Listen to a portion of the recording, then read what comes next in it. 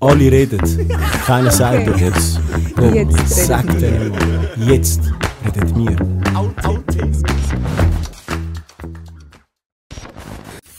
So gibt es sein Beste. Oder, gell? Du, der erste Eindruck ist alles. Ist gut, der erste Eindruck, bist du zufrieden? Ja, ist super. Fühlst du dich wohl? Ja, wohl, danke. Beleuchtung, Super. Tonqualität. Also sehe ich auch gut aus. Du siehst brutal aus, du glänzest, hast du schon gesehen. Es reflektiert ein bisschen, aber... Es liegt wahrscheinlich an meiner Aura. So, herzlich willkommen zu «Jetzt redet mir». Eine neue Folge, ein neuer Tag, eine neue Person, Shana. Ja, hoi. Hi. Bist du aufgeregt? Nein, nicht. Also ja, doch. Shana und ich kennen uns so gut wie nicht, Das kann man ist sagen. Weißt du, wo wir uns gesehen haben? Wie heisst der Club da, das Hotel, wo du oben kannst? Im Five Penthouse, ja. Weißt du noch? Ja. Ja, und dort habe ich zum ersten Mal auch dort aufgelegt und es ist einfach nur... Ach so, hast du aufgelegt? Ja. Ich weiss nur, du hast mich gesehen und du so, du bist der Mr. Kiran, ich sehe dich immer markiert und so. Und ich so, ich kenne dich nicht. Du sagst mir scheißegal, ich weiss, wer ich bin. Ich so, typisch ich so sympathisch. Typisch ich, ist mir egal, ob du mich nicht kennst. Jetzt kennst du mich. Ich so sympathisch. Ja, und dann haben wir ein bisschen connected auf Instagram. Das ist so. Mm. Dann habe ich so etwa die auf deine Quotes und so ein bisschen reagiert. Gell, ja, und wir schreiben ab und zu noch, Ja. also ein bisschen über Gott und die Welt. ja, oder auch so sozialkonforme Themen, wenn ich mich aufrege im Social Media. Ja gut, aufregen ist ja nicht. Ja, oder wenn ich meinen Senf dazu gebe, dann kommentierst du das, dann regen wir uns zusammen auf. Oder wir Das ist so, regen uns zusammen nicht auf. Genau. Und dann habe ich dir ein bisschen erzählt vom Podcast. Genau.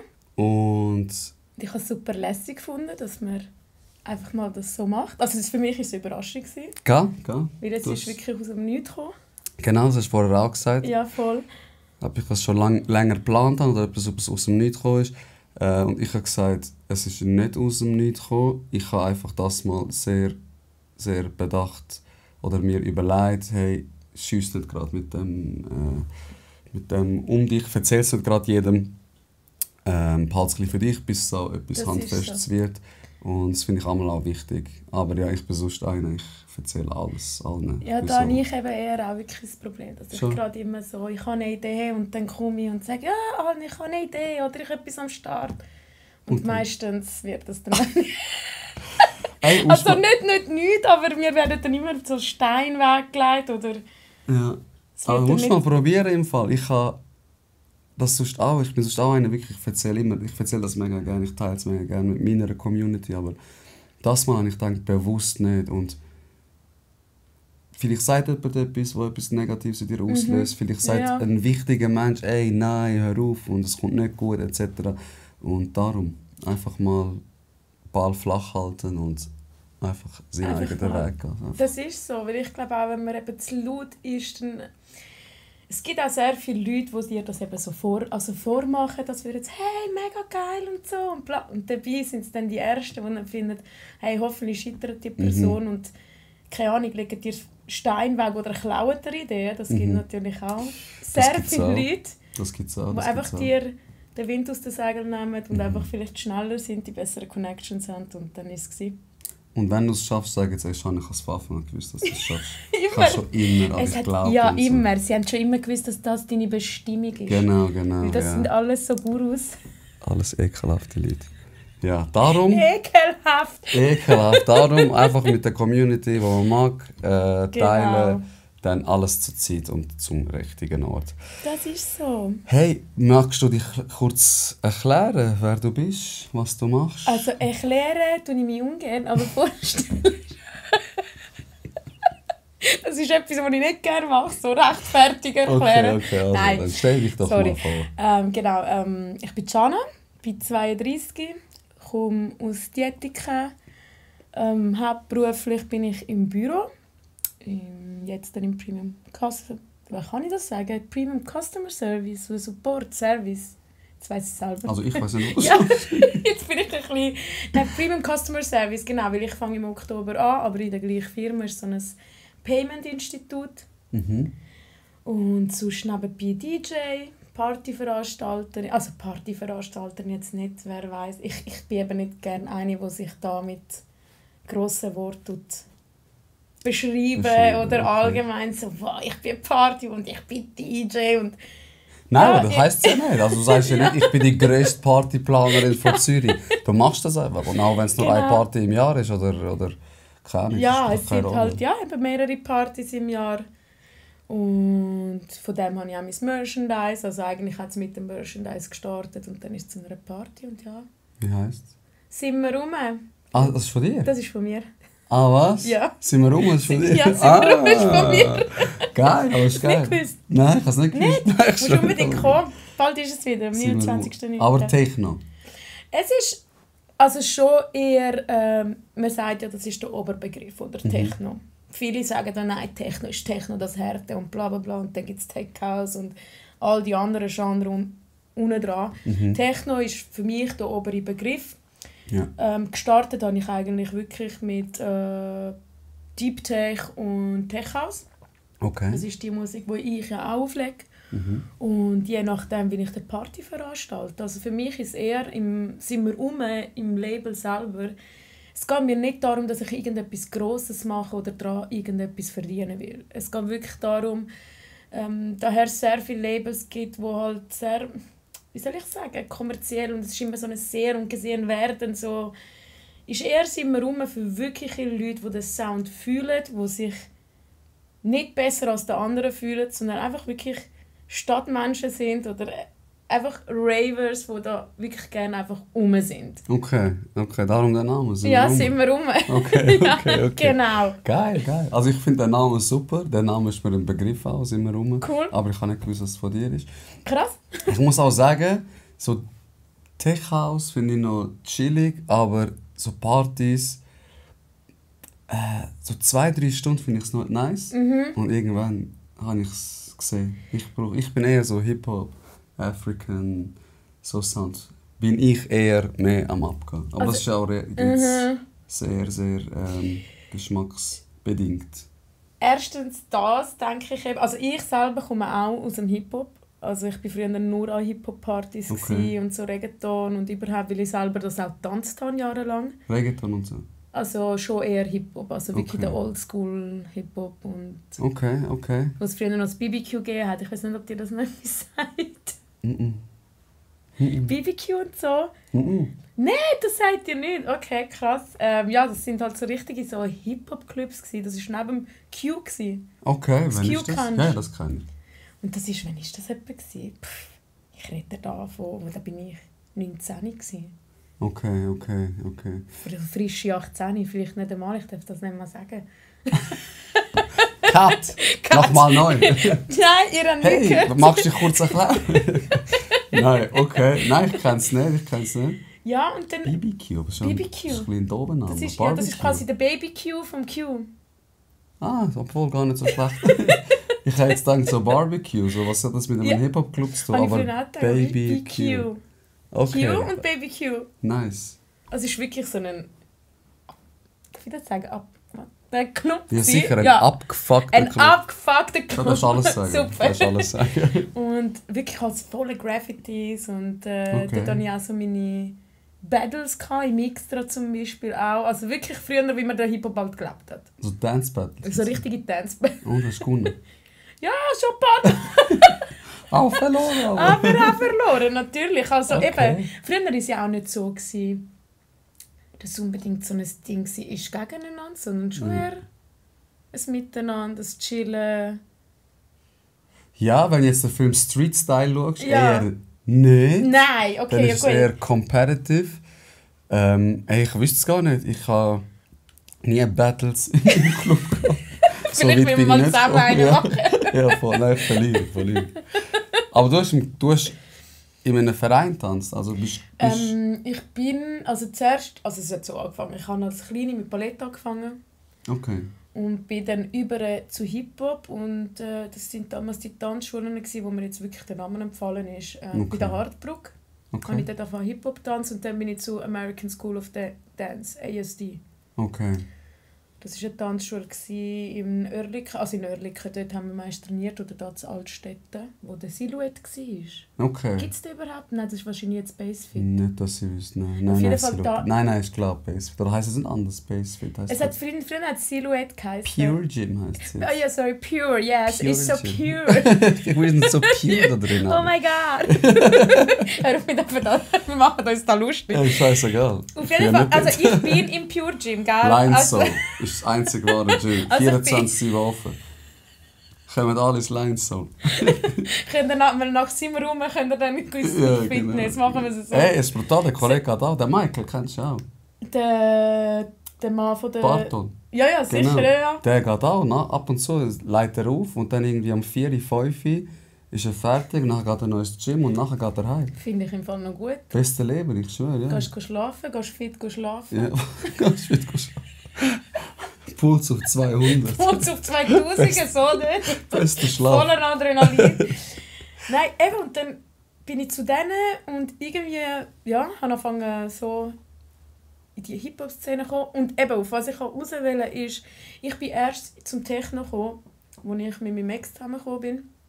Ich rede da vor, das ist jetzt 10 Jahre her, wenn nicht Okay. mehr. Ja, 11, sagen wir jetzt 11 Jahre. Ich bin ja jetzt 32 Jahre, bei 21 bin ich gewesen.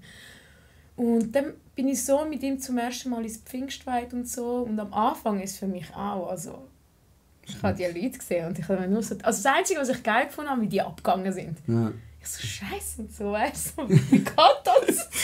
Ja, voll. Und dann bin ich halt immer mehr reingekommen und irgendwie hat mich dann die elektronische Musik wirklich verfesselt. Okay. Aber weil ich halt auch so meinen Stil ein bisschen gefunden habe, ich zum Beispiel stehe eher, wenn ich Tech höre, oder allgemein Techno, da muss bei mir der Groove, der Funk drin sein, nicht das zu melodiöse und das ist etwas, also jeder soll hören, was Ja, ja, er will. sicher, Weißt, nein, man muss schon. aufpassen, was man heutzutage in dieser Szene Man kann sagt. alles sagen, was man will. Jeder soll sich aufregen, sich grün und blau, Und das ist nachher scheiß heisst drauf. es, schau, wie die redet über die Szene, aber es ist einfach so. Es hat Mir einen gefällt Sound halt ist. das Melodische und das komische, Robotechnische so. Nicht dies. Nein, da bekomme ich selber Grindweh. Okay. Oder zu harte Techno, wo wirklich... Das habe ich gar nicht gehört. Das, da dreht durch. Nein, ich auch nicht. Also bei mir, ich brauche ein bisschen... Keine Ahnung, sonst kann ich auch bei mir an die Wand hämmern und dann... Du hast genau gleich, ja. Du hast einfach das Mikrofon, ich blende es dir raus. Okay, super. Ich Nein, aber nehme mal ich einen find- Track auf. Es braucht, finde ich, ein bisschen auch Gesang oder eine Stimme. Ich habe Ja. nicht gerne nur Töne. Es braucht doch ein bisschen Vibe, oder? Es braucht ein bisschen Vibe. Es so muss ein bisschen bisschen- das Happy. Ich bin halt so die happy Person und mir Genau. gefällt das Happy. Dann Sie- steigt es auf, dann gibt es einen Beat-Drop. Und eben, ich kenne mich null aus Aber mit du erklärst Techno. das im Fall noch gut. Schon? Ja, ja. Also ich sage dir, mein Lieblings-DJ kann ich dir sagen. Also, los. Fun Neil, Bass and Records. Ich kenne den Fanny Kennst auch, du? ja. Ey, ich sage dir wirklich, es ist Das nicht sind nur... früher auch so ein bisschen die ersten richtigen geilen DJs gewesen. Also, ich will da niemandem... aber Also, das Nein. sind auch die ersten DJs gewesen, die ich auch so gekannt habe. Okay. Also, weißt du, so kennt im Sinne von eher ein bisschen mehr verfolgt und so. Ja. Auch, weißt du, sich mit denen austauscht. Die ersten, die ich gesehen habe, in der Szene auflegen oder man da die Wiedererkennung hatte. Ja. Vielleicht, weil es halt auch Kollegen von meinem Ex waren, kann auch sein. Weiss auch Okay. nicht. Also es ist... Eben, ich bin frisch in die Szene dann reingekommen. Es ist ja nicht Okay. so... Okay. Nein, ich find's wirklich, es ist jetzt, ja, er ist ein Kollege, ja, es ist der Bruder von einem meiner besten Kollegen. Hat null mit dem zu tun, wirklich. Ich kann sagen, ich habe auch Kollegen, die Sound machen, wo ich den Sound jetzt nicht so fühle. Aber ich sage, Ja. hey, go for it, weißt, wenn es dir Spass macht, mach. Aber sein Sound ist so, wenn ich Techno als Oberbegriff höre, dann ist es am Neil sein Sound. Ich habe ihn jetzt zum Beispiel schon lange nicht mehr... Also vielleicht bin ich nicht an diesen Partys gewesen, wo er aufgelegt hat, aber ich habe ihn jetzt wirklich... Er hat ja früher mit dem Lautaro aufgelegt. Sie sind ja ein Duo gewesen. Genau. Oder? Also, Jetzt ist er, so viel ich weiß, allein, aber...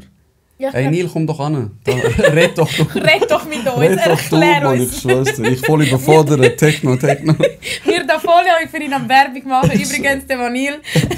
Nein, aber checkt seine Musik ab. Der Bruder ist ein herzensguter Mensch und macht geile Musik. Und checkt auch Shana ihre Musik ab. Wie heisst du denn als DJ? Eigentlich Shana Torsello. Shana Torsello. Genau. Ist das dein... Das ist, sagen wir so, der Nachname ist von Mami. Meinen richtigen Nachnamen gebe ich nicht gern. Ja, nicht gemerkt. Ja, so. Du verdeckst es immer, wenn du auf Instagram postest.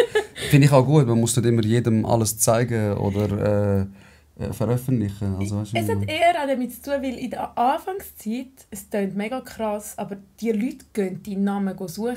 Ja, das glaube ich, ja. Und es gibt auch die Leute, die eben einerseits dann dich über LinkedIn finden und dann weisst, gehen sie dich dann auf Instagram. Und ich will das nicht. Ich will nicht, dass Leute aus dem Business, aus diesem Business, weißt, in dein Privatleben so wie eindringen. Ja. Und allgemein, dass jeder Bescheid weiss, wie ich heisse, wie ich wirklich, weißt, von wo ich wirklich komme. Es gibt auch sehr viele Leute oder Kolleginnen oder Bekannte, die nicht mal wissen, dass ich einen Bruder habe. Weil ich das einfach nicht... Das ist für mich so privat. Okay. Ich kann zum Beispiel von meiner Seite, ich könnte so viel zeigen, aber wenn es darum geht, wenn wir es wirklich ins Private gehen, ich zeige das nicht so gerne. Ich will das gar nicht, dass Leute so viel von mir wissen. Eine schlechte Erfahrung? Nein, es geht nicht... Ja, schlechte Erfahrung. Ich glaube, es hat eher damit zu tun, durch das ganze Tanzen, durch das ganze Umeinandersein, durch das ganze so viele Leute kennenlernen etc., dass ich einfach immer noch ein Stück von mir brauche, das einfach nicht in die Öffentlichkeit... Weißt du, wie ich meine? So, einfach damit ich einfach etwas habe, wo ich einfach weiss, hey, das ist mir. Das ist ein bisschen unantastbar. Ja, so. genau. Das ist so dein Private Place. Und allgemein bin ich auch der Meinung, dass nicht jeder dich so gut muss kennen. Ja. Weil desto mehr die Leute von dir wissen, desto mehr Wissen haben sie, um dich anzugreifen. Weil eben, jetzt klingt das mega vielleicht depressiv, oder aber es ist nicht depressiv gemeint. Ich habe einfach eins gelernt im Leben, dass man sich so gut wie möglich muss auf dieser Erde allgemein schützen, weil die Leute sind so gemein geworden. Also, wenn du Leute um dich herum hast, die dir eins möchten reinwischen, dann tun sie dir eins reinwischen. Da kannst du Gift drauf nehmen. Weißt, es gibt nicht mehr die... Du musst immer aufpassen, mit wem du redest, wie du sagst, was du machst. Weil nicht jeder Mensch ist pur. Und somit eben auch, wie gesagt, wie wir vorher angefangen haben, oder wenn du etwas vorhast, machen und tun, musst du mega aufpassen, wem du es erzählst. Weil es gibt wirklich Leute, die so, sie sagen, sie mögen dich, aber nicht jeder ist gut in sich. Und vor allem in gewissen Szenen, zum Beispiel in der Musik, finde ich jetzt als DJ, ist es schon so. Also da warten schon die Leute, dass du quasi den Fehler machst oder weißt, so halt du zum Gespräch. Aber ich glaube, das ist so eine Krankheit, die man in Zürich hat. Ja. Das Lästern, das hast du gehört, das ist Ja, das ist aber auch, weißt, ich sage das immer wieder in meinem Podcast, aber ich bin so der Meinung, die Leute reden sowieso. Das ist so, das ist so. Die reden sowieso, macht das Zeug und man muss ein bisschen lernen, auch einen Fick drauf geben. Amix ein bisschen schwieriger, amix einfacher, je nachdem wer es ist, je nachdem wie nah die Person dir ist. Aber klar musst du auch die Grenzen setzen, wie viel vertreibst du denn, oder? Also ich finde, so ein Extrembeispiel ist im Gefängnis. Also, ich arbeite dort und dort ist ja auch, wie viel erzählst du den Leuten, weil wenn es ihm nachher schlecht geht und du hast gesagt, wie deine Mami heisst und wo du wohnst und der beleidigt dich und fickt dir deine Mutter und dann erwähnt der Name von deiner Mutter, ist so, wow, hätte ich das lieber mal nicht erzählt, weißt du? So. Und darum, man muss schon ein bisschen bedacht sein, mit was du erzählst. Bis zu einem gewissen Grad und irgendwann muss dir auch, finde ich, ein bisschen egal sein. Weil eine Kollegin hat letztes Mal etwas gesagt, egal was die Leute sagen und machen, die eigentlichen Gefühle, hast du eigentlich schon in dir. Also die Person kann das Gefühl gar nicht auslösen in dir, wenn die Person wie etwas sagt, weißt? Aber klar, das Leben ist ab und zu stressig, ab und zu hast du 1000 andere Tabs in deinem Kopf offen, dass du das nicht so nüchtern betrachten kannst. Und wenn du auf dem Peak von der Aggression bist und etwas so noch reinkommt, dann lupft es ab und zu einfach den Deckel. Eben, das ist schon so. Und darum versuche ich auch ein bisschen wie so sagen, hey, ihr kennt mich so, aber es gibt auch zum Beispiel die Seite, die niemand kennt. Und das ist gut so für mich. Weil ich bin halt so, ich weiß nicht was, ich bin halt allgemein eventuell eine, die eher Einzelgängerin ist. Also, okay. Also Einzelgänger, ich habe schon meine Freunde und so. Aber alles, was ich bisher gemacht habe, habe ich einfach gemerkt, dass wenn ich es allein mache, einfach besser dran bin. Okay. Und schon, das habe ich schon seit immer schon so gehabt, eben durchs Tanzen. Währenddessen, dass meine Kolleginnen raus sind, bin ich halt ins Training. Mhm. Und halt darum eher ein bisschen wie... Man könnte meinen, mega extrovertiert, aber eigentlich bin ich schon eher die Introvertierte. So, ich brauche meine Zeit, bis ich einmal, mich öffne mit jemandem und bis ich dir wirklich auch erzähle, ein bisschen von mir, dass du mich verstehst. Ja, wer du bist, was dich ausmacht. Hey, wie gesagt, ich kenne dich nicht und darum finde ich es noch spannend. Ich hätte dich voll extrovertiert eingeschätzt. Schon? Ja, mega. Ich würde sagen, ich habe nicht so schlechte Menschenkenntnis, aber ich hätte gedacht, so, du bist voll, da bin ich und ob es dir passt oder nicht, aber introvertiert eher, würde ich sagen. Also ich sage so, dass das, glaube ich, eher abgeleitet ist von meinem ADHS. Wichtiges, spannendes Thema, ADHS. ADHS. Also ADS oder ADHS? Also ADHS, also ja, ADHS. Hyperaktivität ja, oder Konzentrationsstörung? Ja. Beides. Okay. Doppelt. Okay. Ich habe alles. Yes. Jackpot. Nein, ADHS, einfach zum Begrifflichkeit erklären, ist ja Hyperaktivität, also Leute genau. oder Kinder oder Erwachsene auch mittlerweile, die sich nicht auf einem Fleck können bewegen können, die da rummachen, rumturnen. Und ADS ist ja, du lässt dich mega schnell ablenken. Mega. Und kannst dich eigentlich auf nichts fokussieren. Und genau das ist so ein bisschen der Unterschied, so viel es mir ist. Wann hat man gesagt, dass du ADHS hast? Es hat im Fall angefangen in der Schule, weil ich eine gute Schülerin war. Das war in der 2. oder 3. Klasse. Mhm. Und dann hat mein Lehrer angefangen zu checken, dass ich zwar mega schnell lesen kann, also ich konnte dir ein Buch, also ein paar Seiten einfach wirklich innerhalb von Sekunden ablesen. Und richtig perfekt. Sorry, ganz kurz. Kennst du das Video von den Behinderten dort, der so schnell Bücher lesen kann? Kennst du das nicht? Nachher macht er so das Buch auf, macht so... Kennst du das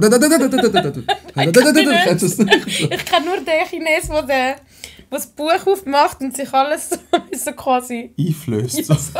Das kann er macht eine Seite auf und macht... Und dann weiss er ja, so quasi, so quasi so lerne ich, weißt du, als würde das Buch erzählen. Als würde er es gerne. Du musst mir nachher das zeigen und ich zeige dir den. Du lachst dich kaputt, sorry, ja. Und dann hat das mein Lehrer gemerkt und er so, ja, und dann hat er mich immer gefragt, ja, was hast du gelesen? Ich so, keine Ahnung, was ich gelesen habe. Ich habe einfach gelesen. Hure schnell. Kannst du so schnell lesen? Ich kann mega schnell lesen. Und dann sind wir schon zu der, wie heisst die, nicht Psychologin? Sozialarbeiterin? Nein, die Pädagogen. Sind das Pädagogen, die in der Schule sind? Genau, ja. Also allgemein Lehrer sind doch auch Pädagogen, nicht? Aber ich weiss, du meinst, der Schulpädagoge. Ja, einfach so der Sprachpädagoge oder keine Ahnung. Ja. Der Behinderte, der Eier stresst. Der meine Eier stresst und mir weiss machen, dass ich ein Problem habe. Ja, ich weiss welchen. Und dann weiss ich noch, ist meine Mami dazugekommen und dann haben sie gesagt, ja, irgendwie müssen wir das in den Griff bekommen, ihre Tochter hat ein Problem mit dem und bla bla bla. Und meine Mami war immer eine, egal was es war, ob ich jetzt, es ist mega lustig, ob es jetzt darum gegangen ist, dass ich Fräulein geworden bin, also quasi meine Menstruation bekommen habe und der Arzt gesagt hat, wissen Sie was, gegen die Schmerzen geben wir ihre Pille. Nein! Per se, nein? Nein! Okay. Das gebe ich meiner Tochter nicht. Und genauso war es mit dem Medikament für die Krankheit. Und dann hat sie mich jeden Morgen, und ich weiss, das war für sie hart, weil meine Mami selbstständig ist. Mhm. Und also das Coiffeuse. Und somit hat sie früh aufstehen mit mir und hat jeden Tag mit mir aus dem Buch von der Biene Maya gelesen. Mhm. So musste ich ihr vorlesen und dann ihr erklären, was ich... Und so mega herzig. Ja. Also ich bin schon meiner Mama mega dankbar, dass sie das so... Du bist auch mega Fan von deiner Mami? Ja. Gell? So also Insta, wenn ich ein bisschen schaue. Also ich bin allgemein sehr stolz auf meine Familie. Ob es jetzt meine Mami ist... Oder mein Bruder oder meine Nonna, das sind halt meine Herzensmenschen. Okay. Also hast du nie Medis genommen dann? Nein. Nie. Okay. Aber es ist halt schwierig im Alltag. Eben zum Beispiel, schon nur jetzt zum Beispiel im sozialen Bereich. die Leute haben immer das Gefühl, ich muss mich aufspielen und ich will immer, quasi alle Attention on me, please und bla bla bla. Dabei ist das gar nicht, sondern es ist einfach Energie, wo du nicht in dir rein, quasi wie gefangen haltest und wie du nicht rauslassen kannst. Und dann haben immer die Leute das Gefühl so, hey, die braucht die ganze die volle Aufmerksamkeit und hey, so, und das ist mega, wie soll ich sagen, verletzend. Weißt du, wie ich meine? So, immer müssen mich rechtfertigen, so, hey, ich bin gar nicht so, wie ihr denkt und ich bin gar nicht so extrovertiert. Eigentlich wäre es mir am liebsten, die Heimat zu bleiben und mit gar niemandem davon zu reden. Aber trotzdem, wenn ich unter den Leuten bin und man merkt es am meisten, wenn ich mich unwohl fühle, dann fange ich voll an. Okay, dann ist bin ADS ich wirklich, stärker. dann ist es wie als ADS stärker. Okay. Und beim Arbeiten ist es halt hart, weil es egal was dir dann passiert im Geschäft, es ist so immer so, ja, das ist wegen dem ADS. Und, man wird mega verurteilt. Weißt? Das ist eben das, was du gesagt hast. Du sagst den Leuten, zum offen sein, transparent sein, und dann wird es wie gegen dich verwendet. Genau. Dann ist es so, ja, das ist halt, sie ist halt krank.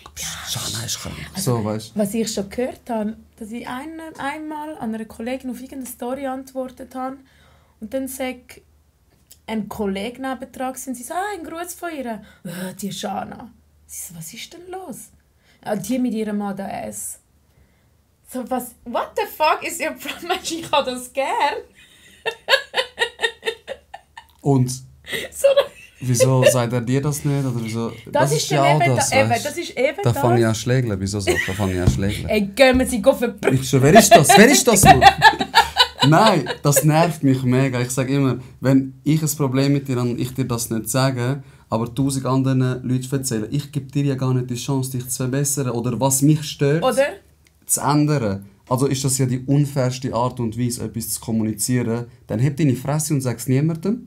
Oder komm es doch ins Gesicht oder komm es ihr sagen. Und wenn du es ihr gesagt hast, dann kannst du dich auch mit anderen darüber aufregen. Du hast es ihr ja gesagt. So bin ich eben auch. Und vor allem bin ich eine, sag mal, weißt, das hasse ich bei den Leuten. Also Hass ist ein grosser Begriff, aber... Ich hasse es. Es ist etwas, das ich einfach nicht ausstehen kann. Du hast so eine Fresse, wenn ich meinen Rücken zu dir zudrehe. Aber sobald ich vor dir stehe, Shana, was willst du jetzt wieder? Brauchst du irgendeinen Gästelistenplatz? Brauchst du irgendwas so... Ja, eben. Das ist ja immer so. Opportunismus, das ist ein riesen Wort, das ist zweckmäßiges Handeln. Leute kommen immer dann, wenn sie etwas brauchen.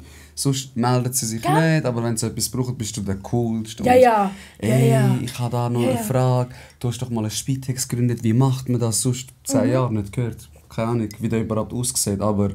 Oder das Schöne ist, wenn sie sich profilieren können durch dich, oder? Das ist auch so etwas, ja. Wenn sie sagen können, wenn sie zum Beispiel hören im Raum, boah, hast du gesehen, der und der das will? Es gibt doch noch so Leute, das muss man halt auch sagen, die dich halt loben und pushen und wirklich hinter dir stehen und dich geil finden, so wie du bist. Ja, voll. Oder? Und dann sind sie im gleichen Raum und dann, boah, ja und so, ich kenne den auch. Man, heb deine Fresse, Bro. Ja, ich schwöre. Shut the fuck up, wer kennt dich? Ich schwöre, ja, das ist auch das. Das ist auch Leute, wenn sie ein bisschen Fame dann haben, oder dann kommen sie. Ich habe das schon gekannt, ich habe das von Anfang. Das ist auch das. Ich habe immer gewusst, wer genau, er schafft das, sie schafft das. Hebt die Schnur, Mann. Du hast noch vor 2 Stunden gelästert, wie keine Ahnung was, und jetzt denkst du da, Best Friends sind. Absolut. Und darum bin ich auch dadurch, eben durch das Ganze so, glaubst eben, durch mein ADHS, haben die Leute das Gefühl, boah, die ist voll extrovertiert. Boah, die macht das und das. Und boah, die hat voll nötig, voll die Attention an. Dabei ist eben die zwei Persönlichkeitsstörungen. Für mich sind es keine Störungen, weil eben heutzutage wird allem einen Namen gegeben. Ja, genau. Weißt du, wie ich meine? Ja, sage ich nachher auch etwas dazu. Ja, das triggert mich auch maximal. Ja. Zum Beispiel, es gibt Leute, auch, die mega gut drauf können sein und plötzlich bist du schlecht drauf, hast bipolare Störungen zum Beispiel, oder? Es ist so... Ja, alles hat dann einen Namen, und auch Persönlichkeitsstörungen. Komm, bist ein bisschen emotional borderline. Komm, hast ein bisschen zu viel Ego, Narzissmus. Ich sage nicht, die Krankheiten gibt es nicht, aber wir sind hure schnell mit Urteilen und gerade es muss einen Namen haben, weil dann ist es für uns im Kopf wie klar. So klar. Genau. Für was? Dann ich habe das Gefühl, es ist wie ein Brand, weißt du, so hey, so. Das ist so abgeschlossen. So. Genau, und viele wissen nicht, dass durch das, was ich habe, halt zum Beispiel auch unter... Und das sind nicht Depressionen aus dem Grund, weil ich eine bin, die sich gerne anlässt, gar nicht. Ich bin ein Mensch.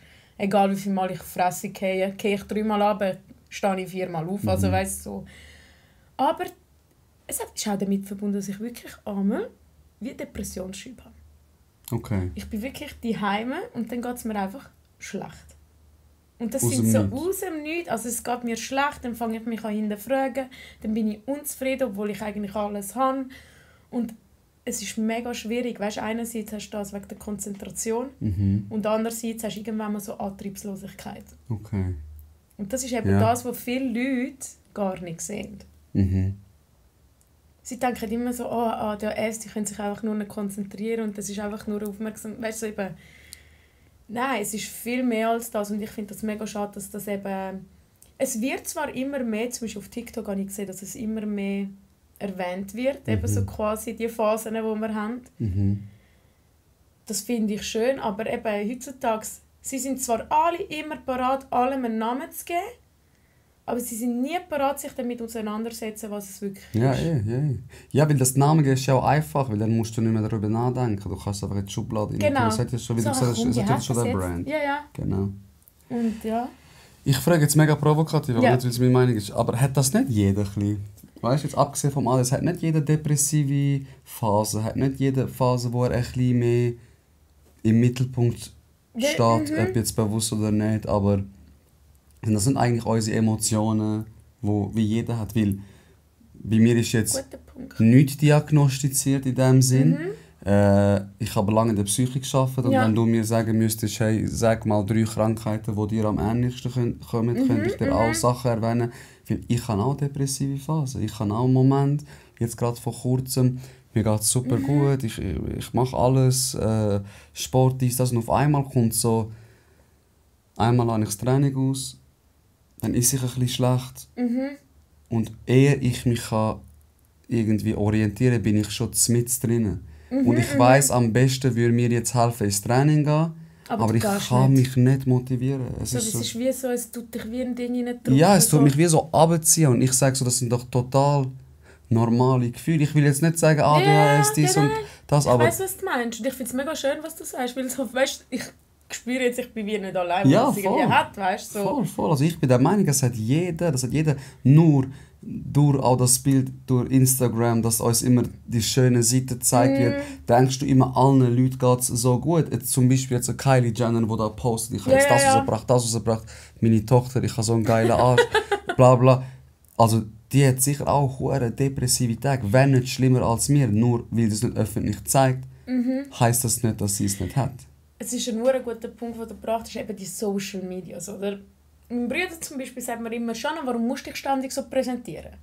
Es hat ja eine Zeit lang bei mir gegeben, wo ich mich wirklich die ganze Zeit präsentiert habe. Jetzt ist es am weniger werden, aber stimmt. Es war wirklich so eine Zeit gewesen, keine Ahnung, ich hatte ständig das Gefühl gehabt, ich muss jetzt den Leuten zeigen, sie müssen sehen, dass ich rum bin, sie müssen sehen, weißt, dass ich Sachen mache, einfach damit sie dich ja wahrnehmen. Und das ist so eine Fake-Welt, weil, ganz ehrlich, vielleicht von den 1000 Storys, wo ich sage, es geht mir so gut, sind wir vielleicht von 999 ist mir einfach beschissen gegangen. Ja, voll.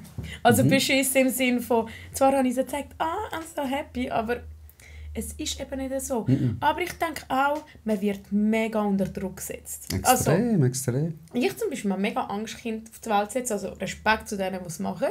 Und mega schön. Mashallah und Inshallah, weißt du, so wie man so schön sagt heute. Aber ich finde es halt, es ist so eine Herausforderung geworden, älter werden. Auch, weißt du, ich habe mega Angst davor. Es ist schwieriger denn je, würde ich auch sagen, ja, weil du einfach und es wird auch immer schwieriger werden, weil immer mehr Einflüsse kommen. Und es wird eingerichtet und die Lippen musst du so haben und das ist jetzt die Haarfarbe und das ist jetzt der Style. Und Arsch muss 150 sein. Hey, und ich bin die sagt, mein Gott, ich will endlich mal ein bisschen weniger Arsch. Wie machen ihr das, dass ich es gerne hätte, Mann? Ja, das ist... Und die Wimpern und dort und da und jetzt ist das im Trend und dann ist das im Trend und dann ist wieder dort im Trend. Das ist halt immer so ein... Also wäre ich jetzt in meinem Teenageralter, ich habe damals schon gesponnen, wirklich hart gesponnen in meinem Teenageralter, jetzt will ich durchdrehen. Ich glaube auch nicht, dass ich das handeln könnte oder handeln will. Also ich sage dir unsere Generation. Ja. Wir gehören noch zu den Wir- 90s Kids. Wir gehören zu den coolsten von Ja, allen, weil ich sage alle, die jetzt sich echauffieren darüber, wir sind noch ohne Internet gross geworden. Ja. Wir sind ohne Handy noch in der Schule. Ja. Wir haben aber schon so Playstation und so das coole Zeugs haben wir gehabt. Ja. Aber wir sind auch Räuber und Bullen draussen spielen. Wir sind Versteckis spielen. Oder Wand ab. Wand ab, brutal. All das Zeugs. Und vielleicht ist es von außen kommt es mir nur so rein, aber ich habe das Gefühl, die Kinder machen das nicht mehr oder sehr, sehr viel weniger, weil sie die ganze Zeit wie am Nattel sind. Und wir haben das früher nicht gehabt. Nein. Und wo wir erwachsen, also ich sage mal so, wir sind die Generation, die beides kennt. Ja, wir haben die ersten Selfies gemacht. Genau. Wir haben die ersten Selfies gemacht. Genau. Und das ist schon traurig, dass es nie mehr so sein wird. Ja, ja. Andererseits, klar, das ganze Handy, Internet, Social Media hat auch seine positiven Seiten, das möchte ich ja nicht Es schlecht... gibt uns Reichweite. Ja, nicht nur. Du kannst dich auch vernetzen, du kannst auch, zum Beispiel, wenn du Kollegen hast im Ausland, kannst du so Ohne Social Media hätte ich dich nicht Eben, du hättest nicht gesagt, du bist der Mr. Kieren, ich kenne dich. Eben, siehst du, dann würden wir gar nicht da sitzen. Eben. Darum, es hat ja auch seine positive Seite. Weißt, man muss ja nicht immer alles wie schlecht reden, aber wenn du mich fragst, hat es mehr positive oder mehr negative, dann sage ich dir, das ist meine persönliche Meinung, mehr negative. Es ist ein mega Druck. Es ist ein brutaler Druck. Weißt du, was ich letztens erlebt habe? Ich weiß nicht, ob du das Video gesehen hast. Ich glaube, du hast es bei mir gesehen. Wo die eine Nachbarin mit der... Hey, was hat die Alte, Mann? Also sie hat mich auch schon angefickt. Okay, erzähl mal, die Leute, die es Also, nicht kennen. Die Geschichte geht so, das Video... Hey, die Alte, Ich muss Mann. lachen, weil es genau vor meinem Block ist. Ja, genau, ja, du hast gesehen, live. Aus dem Balkon. Also die, ich weiß nicht, was sie für Probleme hat, aber irgendwie hat sie ein bisschen Problem. Und zwar ist sie, also nicht nur ausländerfeindlich, sondern allgemein gegenüber jedem. Also jeder, der schnauft, ist für sie ein Problem. Die hat so viele Probleme. Ja. siehst Und dann habe ich habe ihr mal im Stegenhaus anstatt «Grüezi» «Hallo» gesagt. Fatale Fehler. Fatal, weil, weißt du, man muss einfach sagen, ich bin auch 32, dort wahrscheinlich 31 gewesen. Also es ist nicht so, dass ich ein Kind bin. Ja, eben, ja. Also wenn, dann müsste sie mich auch sitzen. Ja. Dann hat sie mich angeschreit. Man muss auch sagen, ich hatte auch einen schlechten Tag gehabt, darum konnte ich es nicht handeln in dem Moment. Ja, das gibt's. Und dann hat sie mich im Ernst angeschreit. «Was soll das? Geht's dir eigentlich noch? Du musst mich sitzen!» Aber warte kurz, ganz kurz, du hast Hallo gesagt. Ich habe «Hallo» gesagt. Also Hallo ist ja nicht du. Ja, ich wollte sie einfach nur begrüßen. Hallo ist ja nicht mal per Du. Eben, das Also ist nicht doch einfach sagt man ja nur, Hallo. das ist einfach, ja, Das ist ja nicht Hoi. eben. Hallo ist ja nicht Auf Hoi. jeden Fall, das war meine erste Begegnung mit ihr. Gewesen. Wow, mega sympathisch. Schaut an meine Nachbarn, ich habe die coolste Nachbarn, ich liebe euch unglaublich. Wenn ich so etwas höre, liebe ich euch. Vor allem Nicole und Jill. Nicole und Jill. Ich kenne ihn nicht, aber ich habe schon vieles gehört vorher. Ladet mich auch mal ein zum Grillieren.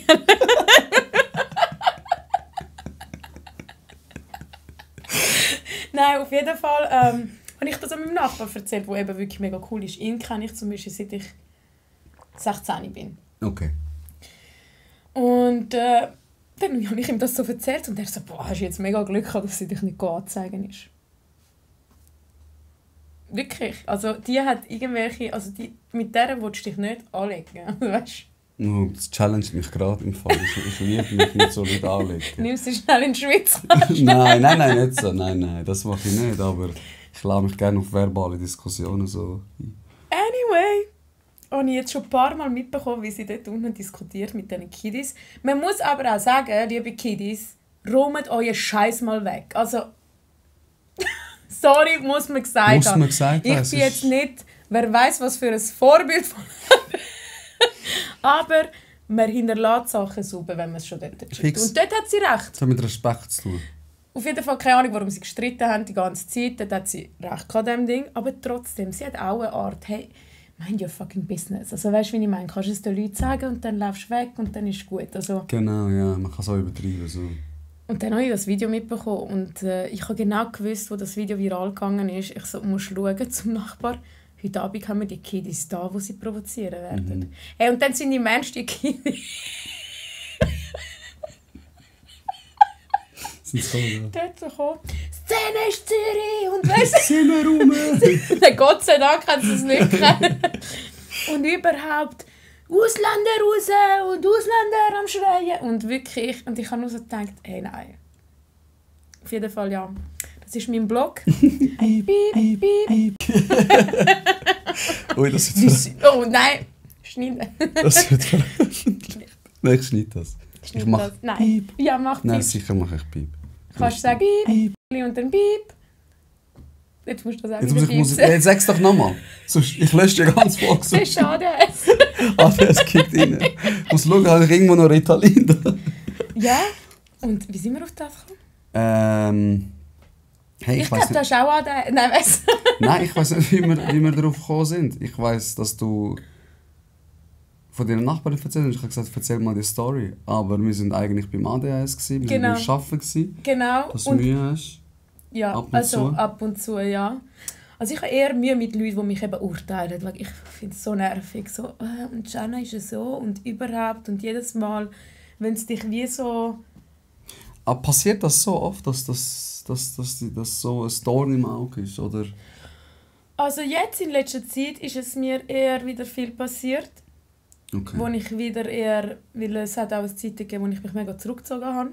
Auch aufgehört habe auflegen und so. Weil eben das in der Menschenmenge sein mir halt persönlich zu viel Energie nimmt. Ja, okay. Ständig unterwegs sein, nicht mehr meine Familie können sehen. Also bei mir hat es wirklich ein Jahr gegeben, wo ich so viel aufgelegt habe, dass nebst dem Arbeiten es einfach nicht mehr für mich psychisch tragbar ja, ist, ja.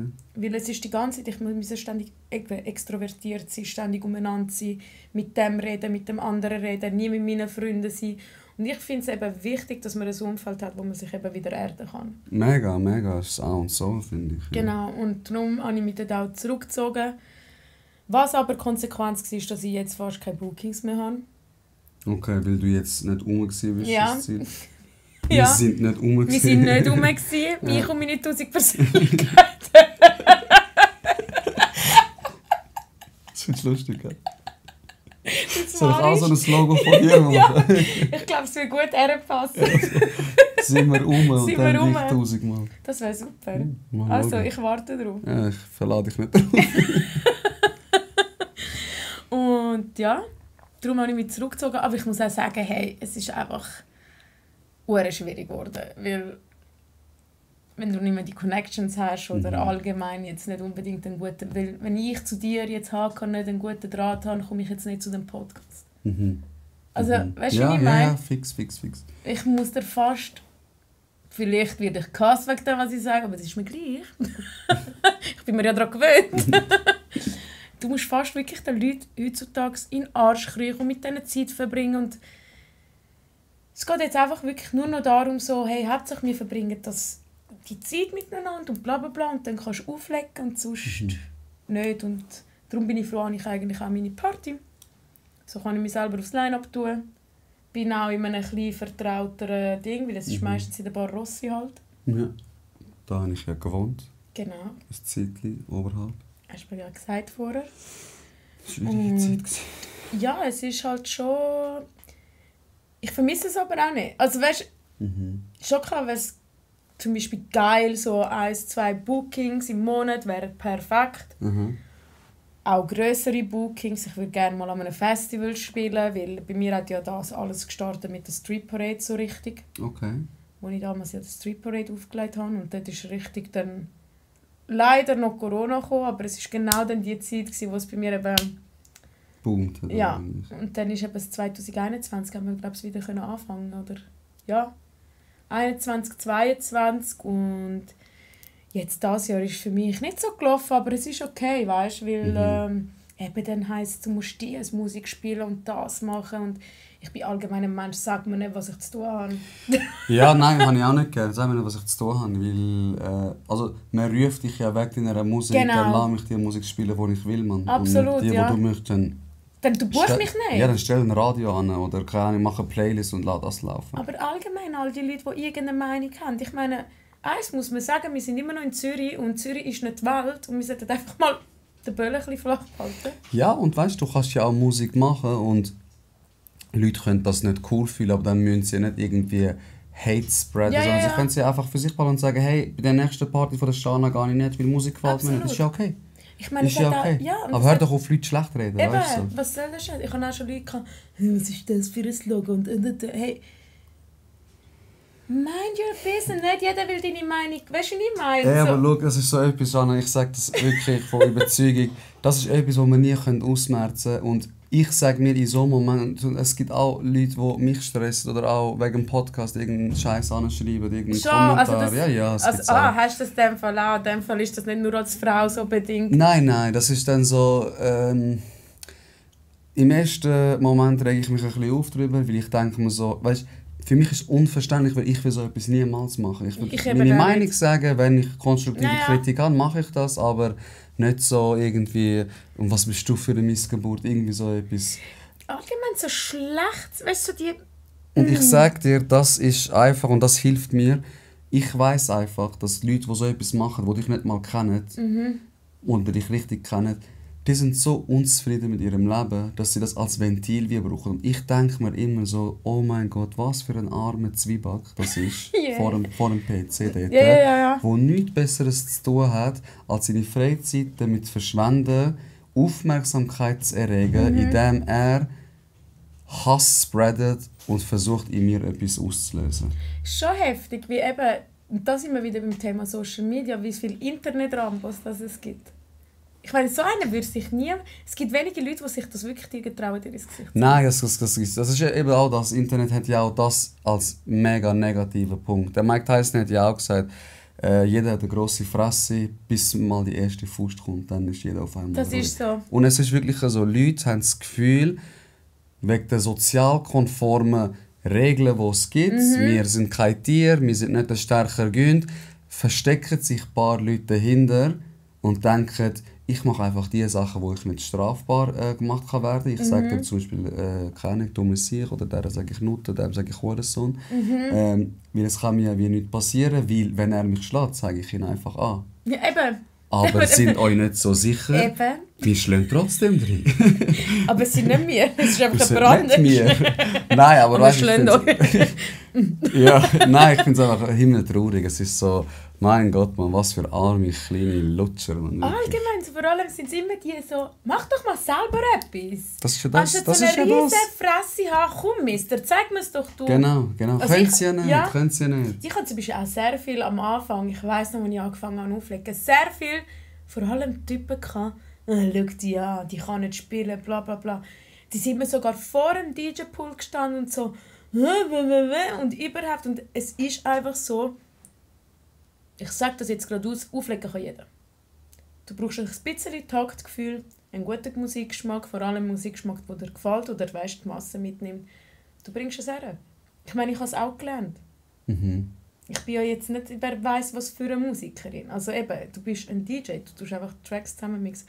Und trotzdem haben die Leute, die noch nie aufgelegt haben, oh mein Gott, das hast du dort falsch gemacht, oh mein Gott, das hast du da falsch gemacht. Weißt, und dann stehen sie so her und die bucht man, weil sie eine Frau ist. Und wer weiß, was sie für Schwänze gelutscht hat, weißt, dass sie dort... Ja. Dann denkst du dir einfach so, hey Junge, weißt du was, anstatt so dumm rumreden, nimm doch dieses scheiß Equipment in die Hand und mach es doch einfach selber. Nein, die Leute können es aber nicht. Dass die Leute, die so reden, weißt, Leute, die wirklich etwas machen, würden nie so reden, weil sie ja wissen, wie viel Arbeit dahinter steckt. Das ist so. Weißt, die sind ja eher bedacht, weil die wissen, hey, ich weiss, wie viel Arbeit, wie viel Zeit, wie viel Nerven das braucht. Aber irgend so ein, keine Ahnung, soll er heissen, wie er will, vor seinem PC dort ist und nichts macht als rumwichsen und irgendwie YouTube-Videos anschauen. Für ihn ist es super einfach zu sagen, dass du ein scheiß DJ bist und dass mein Podcast scheiße ist. Es ist ja super einfach für ihn. Er hofft in dem Moment einfach... Schau zum Beispiel den Barello, oder? Auf TikTok. Was macht der Typ? Ich check das im Fall nicht. Ich check das nicht, wie man so dumm... Also. Er tut einfach Leute gegeneinander aufstacheln. Er kann ja nichts. Es gibt auch ein paar aber da in der Schweiz, also da in Zürich selber. Ja, die möchten gerne Barellos dort. Ja, aber ich finde so... Bro, also wenn du dich mit dem willst irgendwie profilieren, das zeigt mir ja, dass du gar keine Stärken oder gar keine Fähigkeiten hast. Wenn meine Fähigkeit, die einzige Fähigkeit, die ich kann, Schon ist, echt? Leute aufeinander hetzen, dann bin ich ein armes Würstchen, das einfach nichts kann. Weil das kann ich auch. Der Oh Gott, böse- glaub mir, weißt du, wie gut kann ich das? Leute aufeinander aufhetzen. Wirklich? Böse sein kann ich, weißt Okay, du, ich wie gut. kann auch Eben, aber sein. wieso? Wieso? Ich möchte das nicht in die Welt setzen. Wir haben genug Negativität in dieser Welt. Ich muss nicht noch mehr Hass Eben, gell, ich Dings bin halt auch eine rein- Person. Ich spreaden. fühle mich hure schlecht. Also zwischen du greifst mich jetzt an, bist gemein zu mir. Und wenn ich jetzt zurück gemein zu dir bin, ich fühle mich sogar schlecht, weil du gemein zu mir bist und ich einfach dann ausgeholt habe und dich dann einfach färbe. Genau. Ich kann die Leute in Grund und Boden färben, Ja, aber das ist fix. aber schlimm. Fix, ich Weil habe. die aber für grosse was? Fresse habe ich auch. Genau, ja, und ich habe die auch. Aber für was? Weißt du, wie ich Vor meine? Für allem kann was? ich mich sehr gut artikulieren, weißt du? Es spricht Band über deinen Charakter, wenn du genau in solchen Momenten die Ruhe bewahrst und bei dir bleibst. Aber ich habe es nicht immer geschafft. Ich musste sehr viel selbst Ja, reflektieren, sowieso. weißt Weißt du, du gehst ja nicht als Meister auf vom Himmel, das ist ja normal, weißt du, also das musst du wie auch lernen. Ich habe das auch nicht irgendwie seit Tag 1. Ich habe das auch wie müssen lernen. Aber ich finde es eben schön, dass man darüber redet, dass man sagt, hey, und ich finde eben das Thema Selbstreflektieren wird einfach immer wichtiger, eben durch die Social Medias etc., dass man darüber redet.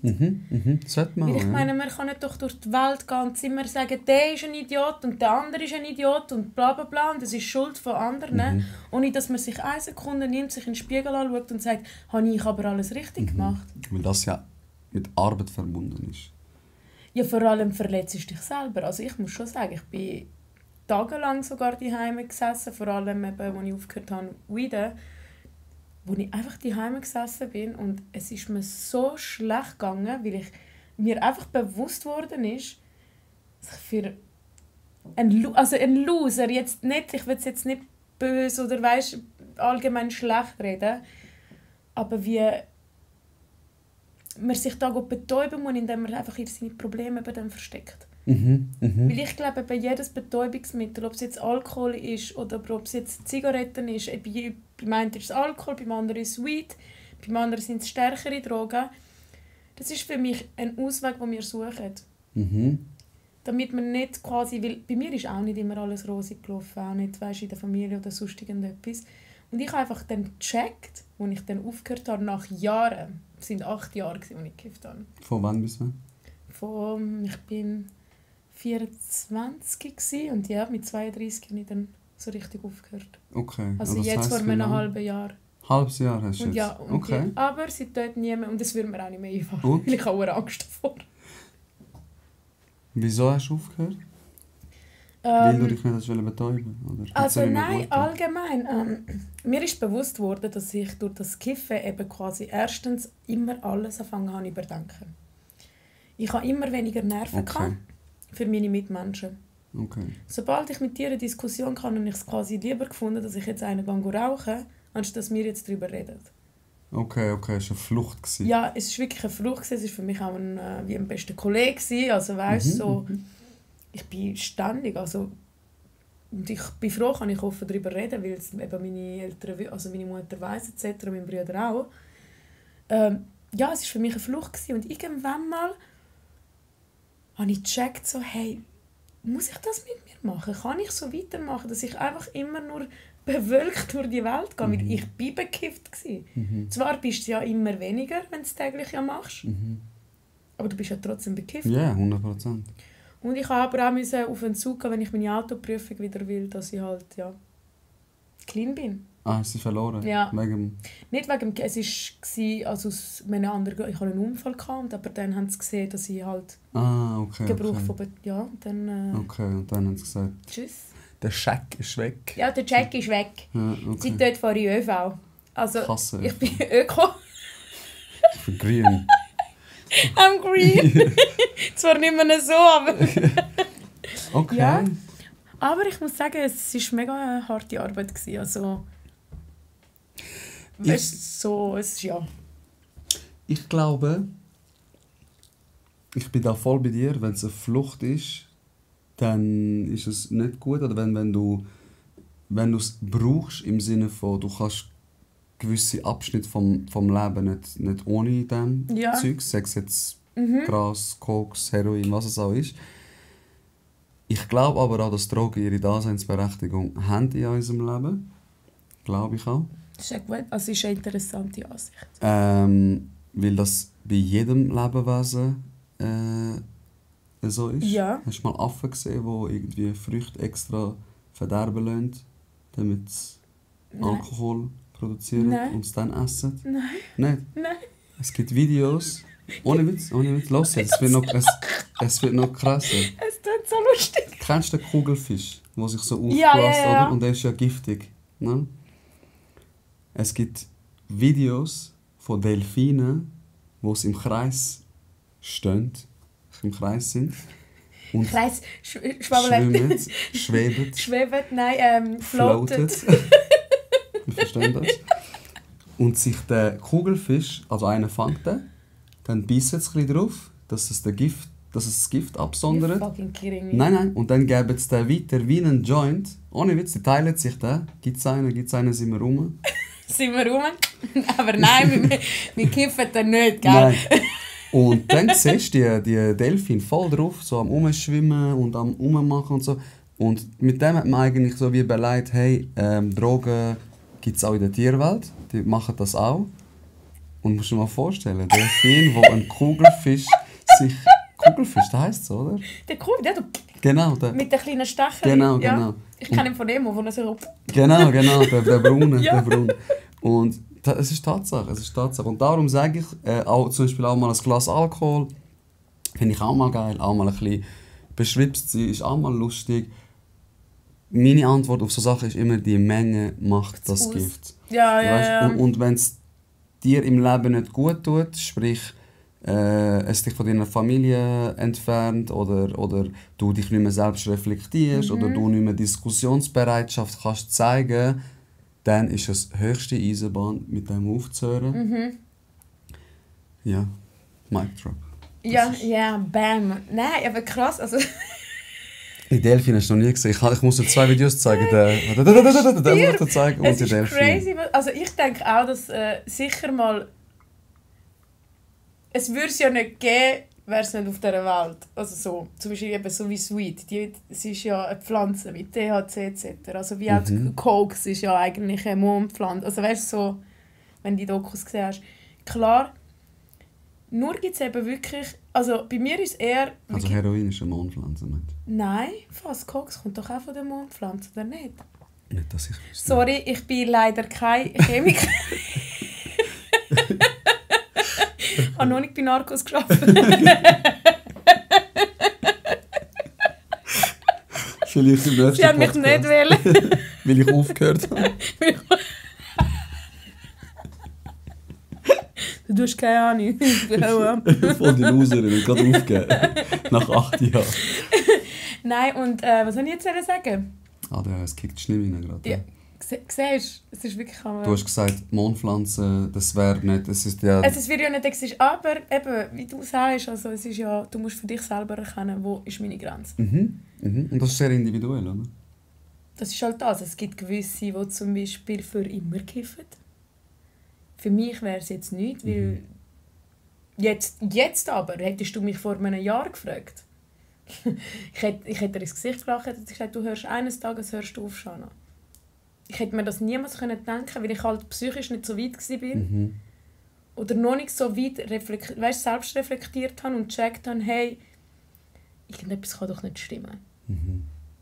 Und so habe ich dann von einem Tag auf den anderen, es war hart, weil ich Panikattacken hatte und mit denen muss man halt durch. Schweißausbrüche. Auf das war das Schlimmste. Träume. Boah, ey, was ich halt... Also, das war einfach crazy, was ich alles geträumt habe. Ja. Ich träume heute noch.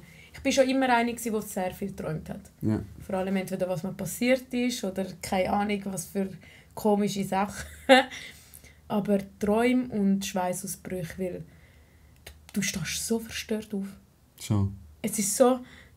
Hey, ist das jetzt wirklich ein Traum gewesen? Fuck, du erlebst wieder alles, das, was du dir weggekifft hast. Ah, okay. Erlebst wieder. Ah, was? Ja, es ist mir jede Szene, wieder jeder Streit, jede Diskussion, also wirklich okay. schon. Anstrengend. Ich bin anstrengend. Ich habe mich selber anstrengend gefunden. Vor allem das eben kombinieren dann mit Arbeiten und trotzdem geht ja das Leben weiter. Oder weißt, in den Ausgang und einfach Nein sagen. Wenn da einer kommt mit, ich meine, so in Zürich. Eben, ich sage das auch immer wieder. Weißt, Gras da, illegal und so. Ich kenne keinen, der noch nie gekifft hat oder allgemein wenn ein Joint mal rum ja. ist, mal einen Zug nimmt. Man sieht es selten. Es ist schon so, es ist wie in Amsterdam, kann man schon fast sagen. Also man schmeckt es überall. Bessere. Also wir haben es besseres Weed, ja. Aber weißt du, auch meine Cousinen sind von Deutschland angekommen und sie hat so gesagt, hey, krass, es schmeckt überall nach Weed und so, weißt? Ist das irgendwie... ist das nicht verboten da? Ja. Und ich sage, doch, aber... Also ja, ob es jetzt CBD ist oder nicht. Also ich muss sagen, wo ich halt noch geraucht habe, ohne Problem überall. Ja, nein, es ist... Also ich habe noch nie... Vielleicht sind 1-2 Mal irgendwelche Clubs Türsteher gekommen, die schon gesagt haben, hey... Muss das sein? Bitte tun es weg. Aber sehr selten. Sehr selten. Also du kannst in der Bar... Also ich bin noch nie in den 8 Jahren von einem Polizist auseinandergenommen worden. Nein. Vielleicht, weil ich halt so herzig ausgesehen habe. Hey, du hast sehr viel Haar, Mann. Ja. Ja. Endlich bemerkt sie. Ja. Du hast sehr viel Haar. Ja, Massiv. aber halt, ja, nicht nur auf dem Kopf. Okay, so genau haben wir es nicht. Von den Augenbrauen durch ab. Sehr viel Laserarbeit. Schon, hast du gelesen? Ja, ich lasere, weil ich es nicht gerne. Also, ich habe es gerne auf dem Kopf. Es ist aber auch anstrengend. Weil ich halt weder locker noch habe ich gerade Haare, es sind so Wellen. Und allgemein, es ist also Körperbehaarung an mir selber. Hey, ich habe mega Glück, muss ich sagen. Aber du hast auch sehr viel Haar. Ich habe sehr viel Haar, da bin ich mega froh. Ich habe 0 Haarausfall. Vor allem, wie alt bist du? Was denkst du? Ja, auch in meinem Alter. Ich bin 30 Jahre. Ja, ey. Ich habe mega viel Haar. Und meine Kollegen schon... Soll ich Glatze machen oder soll ich die 7 Haare so zurechtstrahlen? Ja, voll. Nein, ich habe aber Körper. Ich meine, ich bin Türk. Ui, Entschuldigung. Ich habe nichts. Das ist wirklich nichts. Also da habe ich mehr, ohne Witz. Ja, ich habe nichts. Oh. Das ist ja nichts. Wie mein Bruder zum Beispiel. Auch nicht, oder ist das? Und du nimmst das nicht weg? Nein, ich nehme es nicht weg. Die Leute denken, ich rasiere meine Beine, aber das stimmt nicht. Ich habe einfach... Mega fein. Geil, ich habe mega viele Haut. Also ihr könnt mal den Haarkang streichen. Falls ihr kuscheln habt, könnt ihr dazu machen. Hey. Seid ist glänzend. Seid ist glänzend. Das sagt mir ein Kollege immer. Wenn wir so am Fußball schauen sind, dann berührt er mich so aus Versehen. Also und sagt er... Also Frau, Entschuldigung. Ja, dann sagt er immer, Bro, du hast eine feine Haut, wie eine Frau, Mann. Das ist wirklich fein. Wow. Überzeugt euch selber. Ja, Ladies, falls ihr Nummern braucht. Nein, ich habe nur Insta, aber nur Insta. Meldet euch. Dr. Hitch in der Bild. Hey, ich habe eine Frage. Ja. Also ich höre das mega auf, oder? Und ich habe auch vielleicht, dass du das gehört hast, ich habe 7 Jahre auf der Suchtabteilung gearbeitet, in der Psyche. Und dort habe ich mega viele Leute mit dem Entzug begleitet. Ja. Egal jetzt was für Drogen. Wie schaffst du das, oder wie hast du das geschafft, wo du jetzt aufgehört hast? Und ich meine, du hast ja nachher mega viel so Negativsymptomatik. Du schwitzt, du träumst, all das Zeugs, du bist gestresst, dünnhäutig auch. Mega. Oder? Ui. Ja, weil sonst, wenn du Stress hast, kiffst du und dann ist wieder wie Ruhe, weißt du? Emotional hoch 1000. Eben, so. Und dann kommt einer in dem Moment, wo du dich aufregst und sagt, hey Shana, ich habe einen Joint, nimm doch einen Zug. Wie kannst du dem widerstehen? Dann? Weil ich den Entzug nicht mehr machen will. Ich will den Entzug, den ich kann, nicht mehr so durchmachen. Es ist für mich klar, erstens würde es mich voll verballern und da bin ich mir zu 1000% sicher, dass es mich so weghaut, dass ich wahrscheinlich entweder kotze oder irgendwelche Hallus habe. Es ist mir bewusst. Also es ist vielleicht entweder ist eine Angst in mir, wo einfach nur eine Angst ist, aber ich könnte es mir nicht mehr vorstellen, so weg sein, so high. So high, kennt ihr den Film? Und den Entzug wollte ich nie mehr durchmachen. Er war so heftig. Weil das ist nicht eine Woche gegangen, es ist nicht 2 Wochen gegangen, es ist über 3 Monate gegangen. Und, weißt, und eben die Schuldgefühl wieder haben und wieder zurückgehen. Weil ich meine, jeden Monat, den ich nicht tue, ist einfach für mich ein Erfolg. Ja. Ja, jeden Tag, den du nicht tust, ist ein Erfolg, sorry. Und jedes Mal, wenn ich heimkomme und nicht kiffe, ist für mich einfach ein Erfolg. Und darum, ich bin mir wie zu wichtig geworden für das. Okay. Irgendwann mal alles, wie sich alles entwickelt hat und meine Psyche ist mir auch viel, viel wichtiger geworden. Wie es mir halt geht jetzt und wie ich aussehe. Vorher hatte ich die ganze Zeit mega zum Beispiel Augenringe gehabt. Meine Haut war mega schlecht. Meine Augen mega, also wirklich so halt richtig leblos. Ja, so ein bisschen betoniert aufs Leben. Zwar habe ich zugenommen auch, das muss man auch sagen, dass ich halt so durch den Nikotinentzug... Okay. Weil ich rauche ab und zu Ziege, aber jetzt ist es nicht so, dass ich die Ziggis wirklich rauche, so. sondern 1, 2 Söcke. Ich habe lieber den Joint geraucht. So. Ja, okay. Und ich glaube, und seit ich nicht mehr kiffe, habe ich halt auch mit dem Gewichtsverlust zu kämpfen. Es ist auch inzwischen ein negativer Punkt, wo du würdest sagen, boah, weißt du was, dann fange ich wieder an, mal Scheiß drauf, oder? Wenn ich meine, es ist heftig, wenn du plötzlich halt die Kilos wieder hast, oder? Ja. Aber irgendwie, mir geht es gut. Mir geht es gut, es hat sich alles zum Besseren. Meine Finanzen sind besser geworden. Weißt, eben, ich meine, Leute, das Zeug kostet, das ist nicht gratis. Das ist ja so, ja. Und wenn du halt hart reinkiffst, dann kommst du schnell auf deine 400, 600 Stutz. Okay. Und jetzt habe ich sie für mich. Und jetzt habe ich nicht mehr so den Drang, wie man heimsäckern. Ich muss mir jetzt entscheiden. So. Also wie viel hast du im Monat? Hast du 400 bis 600 Stutz ausgegeben? Also wenn du jetzt überlegst, wenn du 3 Monate nicht gehst, kannst du irgendwie die Ferien für 1800 Stutz machen.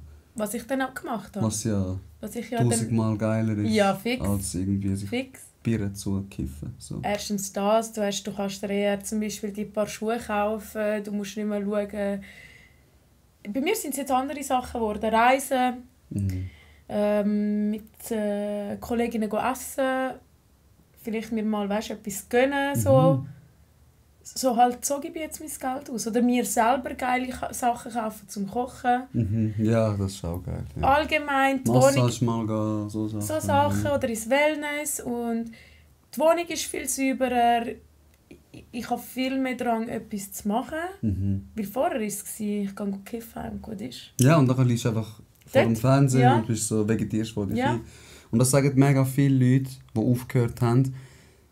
Ich habe nie gewusst, dass ich so ein aktiver Mensch bin. Ja. Ja, wirklich. Also bei mir habe ich es schon gewusst. Okay. Ich habe wirklich angefangen, Dankeschön, nein, mit Vinex damals. Aber ich gebe ihm nicht die Schuld, weil ich meine, ich bin eine eigene Person und das ist etwas, wo sich jeder auch mal eingestehen muss, aufhören den Leuten Schuld. Genau. Ist einfach sag mal, hey, es ist im Fall deine Schuld, du bist ein eigener Mensch, egal wie schwach und labil und du überhaupt bist, du entscheidest selber. Genau. So. Und ich bin auch vorher eben, ich habe getanzt, ich habe links und rechts, ich war ständig irgendetwas am Machen. Und das war auch etwas, was ich wieder spüren wollte. Mich. Dich spüren, ja. Ja, fair enough, ja. Weißt du, so die Schane, das Mädchen, also die Junge, die halt alles machen konnte. Und jetzt eben, es sind viele Sachen, die ich jetzt unternehme und mache und tue und auch gesagt habe, hey, ich nehme wieder mein Label in die Hand. Und das tut gut. Also schon klar ist, amigs hocke ich da und denke mir, fuck, jetzt wäre ich voll bekippt. Ja, das wäre schon ein geiler Einstieg. Ja, aber trotzdem so, Ich möchte noch mal auf etwas anderes raus. Jetzt, klar, jetzt halt, also wenn ich dich jetzt frage, hey, gibt es einen, sagst du, nein, ich will den Entzug wie nicht durchmachen. Was hat dir geholfen in den ersten paar Tagen, wo du ja noch nicht richtig entzügig bist? Es hilft gar nicht. Weißt du nicht mal, wie hast du dann können widerstehen? Hast du alles weggerührt? Ich habe meine Seele rausgebracht. Hast du alles weggerührt? Nein, ich habe im Fall meine Grindr, Sachen, alles noch daheim. Weil Leute machen das ja, oder? Sie wollen aufhören, sie rühren alles weg und nach 2 Monaten kaufen sie sich alles neu. Nein, also ich hatte auch schon letztens eine Situation, wo mein Stiefbruder zum Beispiel zu mir heimgekommen ist, sich einen gedreht hat und hat zugeschaut. Aber die ersten paar Tage? Die ersten paar Tage, also erstens brauchst du die Leute, die wirklich nicht wie auf dich schauen. Zum Beispiel, ich hatte das Glück, dass bei dem Menschen, den ich es halt bekommen habe, dass ich gesagt habe, hey, selbst wenn ich dir schreibe, nein. Okay. Sag mir einfach nein. Und es war so, dass ich in den ersten Tagen ihm tatsächlich geschrieben habe. Ja. Dann hat es ein Nein gegeben. Okay. Geil aber, dass Ja. du das gemacht Ja. hast und dass er sich auch daran kann. Er hätte Ja. auch können denken, Ja, ich eben. verdiene Geld, man scheiß Eben. doch auf dich, weißt du? Absolut. Und das, dann ist wirklich, das heisst, das ist du gegen dich selber. Mhm. Also quasi wirklich deine Gedanken gegen dein Verlangen. Es ist wirklich psychisch eine mega Herausforderung. Mhm. Und vielleicht ab und zu tue ich jetzt zum Beispiel vapen, weißt du, wenn ich halt daheim bin, halt, weißt du, so das Feeling halt Ja, von ja. etwas Dings. Aber sonst jetzt, du könntest vor mir und es wäre mir egal. Okay. Aber am Anfang ist schon, auch wenn ich in den Ausgang bin, go raven. Es hat schon Momente gegeben, wo ich jetzt zum Beispiel go raven bin und das Verlangen dann so gross geworden ist, dass ich wirklich angefangen zu brüllen habe. Okay. Also wirklich, weil es einfach mich so, weil ich einfach gedacht habe, boah, jetzt wird es einfach geil. Weißt du, dann fängt sie aggressiv zu machen. Und dort merkst du, fuck, ich habe ein Problem gehabt. Genau, ich glaube, wenn du dich in dem Moment dann fuck, du wirst hässig, dich so wie hinterfragst, Amigo, du gehst jetzt gerade voll über wegen einer Droge. Ja, Geht wieder groß und denkst du so, fuck, Alter, ich will voll nicht so süchtig sein oder so krank schon fast sein. Ich brauche das Zeug doch nicht zum Leben so, oder? Und dann fällt vielleicht die Selbstreflexion Ja. an, die du gesagt hast, und wird dann immer mit der Zeit mehr. Und es wird auch einfacher, oder? Das ist ja auch das. absolut. Jetzt, ich meine, eben, früher habe ich es geliebt, auf Lecce in die Ferien und einfach verstoned sein. Also weißt du, so richtig halt geile Flash am Strand, bla bla bla. Jetzt habe ich es geschafft ohne. Und es war einfach so viel geiler gewesen. Kein Stress, kein nichts. Und eben für mich war das eher ein Stress gewesen, weil ich ständig etwas suchen. Bist du von Lecce? Ja. Wieso? Wieso ist jeder Italiener und jede Italienerin in der Schweiz aus Lecce? Keine Ahnung. Ey, wahrscheinlich- hure viel. Egal, Ja, es sind wirklich brutal. sehr viel von Lecce. Also ich kenne auch sehr viele Lecce. Brutal. Vor allem Immer. auch Leute, die du kennst, die ich weiss, die sind auch von Lecce. Das ist wirklich crazy. Ich bin auch in Lecce gewesen, übrigens. Wann? 2020, Sommer. Ah, das war ja eigentlich Lockdown, nicht? Gerade wo ich zurückgekommen bin, Haben sie glaub alles ich, zugemacht? haben sie gesagt, jetzt Wo, ist dann Lecce? gewesen. Ja, gute Frage. Lecce einfach. Ja, Dort unten. Dort Dort unten beim Absatz. Hey, keine Ahnung. Dort unten beim Absatz. Ich kann Vielleicht, ja wenn du nicht ein paar mehr. Sachen erwähnst, weiss ich, dann kannst du dir sagen. Santa Maria di Leuca, Castrignano dei Greci, Okay, hör mal. Otranto, Maglie. Das macht noch nicht Klick. Was gibt's noch? Gallipoli. Gallipoli bin ich gewesen. Dort bin ich gewesen. Hey, und ich muss sagen, Hey, ich glaube, ich habe Storys gesehen. Mit wem bist du aber? alle... Kennst du alle? Alle? Blaue Augen. Ein hübscher junger Mann. Nein, er ist ein bisschen Auch älter zum als ich. Empfehlen. Wir empfehlen da nur noch. Ich schwöre, Wir alles sind eine Dating-Plattform. Hitch. Nein, der Ale und der Bass. Und der Marcolino war glaub's- nachher auch dort. Gewesen. Ich habe, glaube ich, damals eben irgendwelches... Kann auch sein, dass Welle dabei war. Nein. Nicht? Aber ich habe, glaube ich, entweder beim Bass oder so, keine Ahnung. Irgendwann habe ich Storys gesehen. Ja. Ey, brutal. Aber geil, schön. Wow. Also Gell? wirklich, ich bin jetzt nicht gross in Italien rumgereist, aber Rom bin ich gewesen, Mailand bin ich gewesen. Rom ist auch wunderschön. Also man muss sagen, schön, aber dreckig, aber Ey, ich muss ehrlich sagen, ich gehe dieses Jahr wieder. geil. Einfach wegen einem Turnier, das dort ist. Ich finde Rom nicht so schön im Fall. Ich finde es Wieso? overrated as fuck im Fall. Ich gehe lieber 10-mal auf Lecce.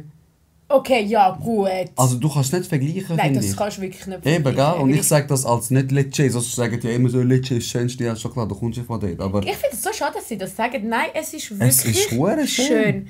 Also du gibst das gleiche Geld aus, wenn ich bin zwar noch nie gewesen, aber ich habe es gehört, wenn du in die Karibik gehst und auf Lecce gehst, es ist fast das Gleiche. Also man hat fast das Gleiche. Hey, Lecce ist super schön. Was ich mega schön finde, sind so die Städte, wo die so ein bisschen sind so wie so herzig. Niederdörfli sind, Ja, aber ja, so, ja. und dann, oh, ciao, where you, where you. Und dann hockst du dort, es Abedo! ist eine Pizza, beste Leben. Ich habe die beste Pizza im Leben in Lecce gegessen. Oh und die Calzone fritte hast du auch gegessen? Die habe ich auch gegessen. Oh Wow, mein ich habe sie Gott. letztens gepostet. Es hat mir jeder geschrieben, hey Shanna, du machst uns allen Hunger. Oh mein Gott, ich habe es so gesehen und dann habe ich gedacht, es frittiert sicher nicht so geil. Das ist so geil. Und Sanem, kennst du Sanem, Tätowiererin? Sanem?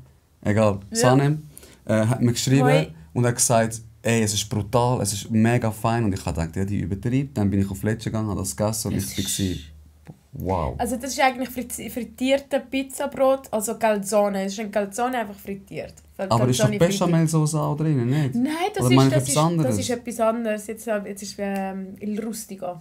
Das habe ich brutal gefunden. Schon, also ich finde aber beides geil. Ich weiß nicht, ob ich das andere gegessen habe, aber hast das, es fix ich habe es fix, gegessen. aber das Rustico, Gell, das ist auch next oh level. mein Gott. Allgemein das Essen dort, also... Oh. Und das meine ich eben, weil ich bin auf Rom gegangen, Shanna, ey, Essen, Gell, richtig so eine 4 von 10, finde ich. ja, 4 von 10, wirklich. Pizza, Ja. Pasta, Pizza, Pasta, Pizza, Pasta. Aber eben nicht richtig. Nicht richtig aber. Also ich Es habe ist grusig. bessere Pizza in Tessin gegessen als dort. Ich muss dir auch sagen, als ich meinen Papi damals besuchen bin in Rom und eben essen bin. Also vielleicht kenne ich keine Restaurants dort unten in Rom, aber es tut mir leid, die Küche, die wir haben, die schlagen dir einfach. Terrone. Ja, Ah, der habe ich Ron al 100%. Habe ich geredet? Siehst Habe ich gesagt, jetzt muss ich sagen. Verstanden. Und beleidigen uns nicht mehr. Nein, weißt du. Nein, wirklich, riesen Fan von Lecce. Mega gutes Essen, mega coole Leute, mega geiles. Also Meer ist auch mega schön gewesen Ja, dort. obwohl du bist eigentlich auf einer Seite gewesen, wo das Meer eben nicht so... Also das ist meine persönliche Meinung. Okay. Weil ich bin ja wirklich von der Spitze, also von Santa Maria di Leuga. Und das ist wirklich einer der letzten Spitzen, die du dort hast, wenn nicht sogar der Spitz. Okay. Und dort ist das Wasser wirklich nochmal next Clean. level. Ja, clean, next level. Okay. Dieses Jahr bin ich zum Beispiel so happy gewesen, dass wir ein bisschen weniger Tourismus hatten, was für sie natürlich nicht so gut ist, aber für mich war es amazing gewesen. Ey, du hast deinen Frieden dort. Mir ist einfach gut gegangen. Mit den Nonnen, ein bisschen Kaffee getrunken am Beste Morgen. Leben, ne? Happy Place. Wie Happy Place, das ist wirklich mein Happy Place. Geil. Ja. Okay. Nein, mein Happy Place ist Bali aktuell. Immer noch. Schon? Canggu. Ich war noch nie gewesen im Fall. Aber stimmt das mit dem Belly Bali? Dass quasi das mega aufpassen musst, was du isst dort. Weil? Weil sonst wirst du krank. Das ist so irgendwie so kursiert auf... nein, TikTok war das. Nein. Belly Bali. Ja, Bali Belly haben sie das genannt. Bali Belly. Das Ja, ist Belly. Bali-Buch. Sorry, my English is not that good. my pronounce. My pronouncing is not that good. Bali, muss ich sagen, 2-mal gewesen. Letztes Mal mit dem Krigi und dem Emra. Ja. Und ich muss dir sagen, ich habe, glaube ich, noch nie so oft so gut gegessen. Also wir haben wirklich Geld ausgegeben. Wahrscheinlich ist Fisch essen sie ja dort. Also ich weiss auch nicht, gehst du irgendeinen Stand dort, wo irgendwie einen Stutz zahlst und dafür bekommst du ein riesen Menü und es ist dann nicht mehr gut, Ja, dann, ja. sorry, musst du dich auch wie nicht Ja, ja. wundern, es steht die ganze Zeit in der Sonne. Ich bin wirklich an gute Orte essen. Du musst halt auch einmal Geld in die Hand nehmen. Das Ja, ist eben das, was also die Leute beim ausgeben. Essen spare ich nicht. Nein. Beim Essen spare ich nicht. Sorry, Das spare ich überall anders, aber beim Essen. Ich muss jetzt nicht irgendwie Austern essen, damit ich mich speziell fühle. So, damit Austern, ich... das oder das Austern, oder. ja. Eben. Nein, muss nicht Also sein. jedem das sein, aber... Nein, das muss nicht sein, aber gutes Essen zahle ich gerne. Und Ja, ich auch. das beste Essen, das ich jemals auswärts gegessen habe, das werden mir Leute vielleicht nicht glauben, oder vielleicht ist es nicht so typisch, ist in Kosovo gewesen. Ey, ich habe No wirklich- joke. no joke, ich habe an vielen Orten gegessen im Ausland und wirklich, ich gehe wirklich gute Bist du Restaurants. sicher, bist du nicht in Dietika gewesen, sondern in Dietikova? Nein, ich bin in Kosovo gewesen, und dann hat es ein Dorf dort, ist im serbischen Teil, ist ein Dorf, Krass. wo der Typ alles selber macht, also er pflanzt alles an, er hat Aber seine was für eine Hühner. Art Küche ist, also was kann ich mir darunter vorstellen? Weil... Es ist eher ähnlich wie die türkische Küche. Ah, okay. So Ähm, Pide und... Also das war wirklich dort so wie Messe-Style. Der Typ hat selbstbrennenden Alkohol, also er bringt dann immer die Rakia und so. Und immer abgestimmt auf den Gang, der dann kommt. Also zuerst war es so, halt so frisch gebackenes Brot mit wirklich Tomaten vom Garten, die haben ganz anders geschmeckt. Käse, den er selber macht, Kaimak und so, brutal. Dann gibt es nochmal so einen Shot, nachher ist Fleisch gekommen, zartes Fleisch, das sind auch seine Tiere. Das ist ein Bauer, der also wirklich next level. Okay, und ich bin an und ich habe gedacht so, okay, ja, ein bisschen so Dorffood, wieso nicht? Und ich bin masslos überwältigt. Ich bin wirklich dort raus und ich habe der Kollege gesagt, ich habe wirklich noch nie so gut gegessen. Das war 2017 und auch all die super Restis in Bali, nichts ist an das Essen in Kosovo angekommen. Krass. Wirklich krass, hätte ich nicht gedacht. Aber vielleicht auch wirklich, weil das halt von Bauern kommt, oder? Also ich zum Beispiel, wir haben letztes Jahr einen riesen Garten. Ja. Wir pflanzen zum Teil wirklich, also damals, als mein Großvater noch gelebt hat, also der hat mir immer alles abgepflanzt. Ja, das ist Brokkoli, Melonen, also alles, was ich wollte, habe ich ihm sagen. Und ja, das ist anders. Und das ist anders. Ich esse zum Beispiel dort liebend gerne Tomaten. Da, Früchte da, Nein, also du nicht musst schon so Selektion und so holen, dass es noch etwas schmeckt, weißt? Also da in der Schweiz musst du wirklich das Geld in die Hand nehmen, wenn du wirklich gut essen willst. Aber auch die Heime. Ja, sicher, ja. Du kannst nicht einfach Tomaten holen, du musst wirklich eben Selektion oder Gourmet irgendetwas oder und dann Beispiel zum Türk. Oder zum Türk. Zu den Türken gehe ich kaufen. Mein Dad tut auch alles, also er hat den Garten jetzt abgegeben, weil er bald auswandert. Anderes Thema. Deine Eltern in dem Fall auch. Anderes Thema. Nein, meine auch. Ich weiß gar nicht, woher gehen essen. Jetzt am Sonntag. Ich schwöre. Nur wegen dem, weißt du. Mami, du lässt mich. Und er hat alles selber abgepflanzt. Und ich sage dir, Erdbeere vom Garten, die irgendwie nicht gespritzt sind, die wirklich... Wow, ich liebe Erdbeere. Ey, es schmeckt wie Konfi im Fall. Es schmeckt so krass süß. Das kannst du wie gar nicht vergleichen mit diesen... Aber das ist halt auch wie das Ding, wenn es mit Liebe gemacht ist, oder? Weil ich glaube, die haben wirklich einen anderen Bezug zu dem, was sie machen. Ja, mein Dad verbringt so viel Zeit im Garten. Aber tut er das auch irgendwo verkaufen oder tut er wirklich für sich? Für sich, er schenkt seinen Kollegen. Also wir kommen dann am Sonntag und dann wer möchte noch Kürbis, wer möchte noch Gurken, wer möchte noch die... Nein, meine Eltern sind... Richtig Herz. Meine Eltern über alles. Hey, Shana, meine teuerste. Ja. Es sind super Themen, es sind 1 Million Themen. Ich glaube. Ja, sorry. Nein, ich finde es schön. Ich finde auch, komm wieder. Gern.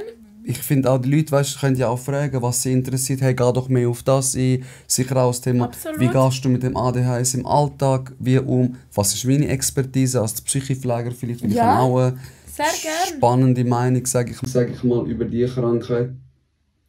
Jetzt hat es einfach aufgehört. Ja, jetzt hat es aufgehört. Aufnehmen, ich werde verrückt. Wir haben ein technisches Problem gehabt. Genau. Hey, Es geht einfach, ich glaube im Fall dein Handy. Nein, es ist voll. Es ist voll, okay. Ist voll. Aber das Handy nimmt noch auf, dann also. Ist der Ton einfach kacke am Schluss. Egal. Aber willst du noch irgendetwas? Nein, es hat mich mega gefreut, danke für die Einladung und ich freue mich dann auf Part 2. Sehr gerne. Sehr, sehr gerne wieder. Danke fürs Einschalten, bis zum nächsten Mal, wenn es heisst, lernen wir voneinander, lachen wir miteinander. Ciao miteinander. Ciao.